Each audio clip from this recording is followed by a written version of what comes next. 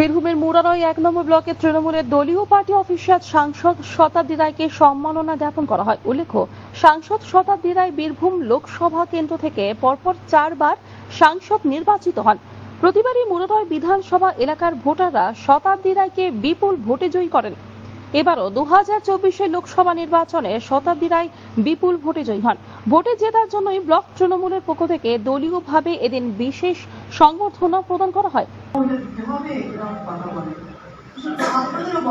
আজকে আপনি এমপির জন্য ভোট করেছেন, আপনি একটা পাড়ায় গিয়ে বলছেন এমপিকে ভোট দাও, কাজ করুন। যদি কাজ করতে তাহলে আপনাই তো শুনাম যে হ্যাঁ আপনি কাজ করতে পেরেছেন। ভবিষ্যতে আপনি আবার গেলে আপনার যার জন্যই যাবেন, বিধানসভার জন্য যাবেন, আপনাকে লোকে বিশ্বাস করবে। আপনি যদি কাজ না করাতে পারেন তাহলে আপনারই তো বিশ্বাসযোগ্যতা নষ্ট হবে। আবার কি আমি 5 বছর পর গেলাম, আমাকে দেখা হলো, বললো কি হবে? রোজ তো আপনার সঙ্গে দেখা হয়। তাহলে দায়িত্বটা আপনাদের নিয়ে যদি আপনার প্রপোজালটা দেন এবং একমত হয়ে প্রপোজালটা দেন, কারণ টাকা খুব কম, সেই হিসেবে আমরা কাজ করতে চাই। এবং খুব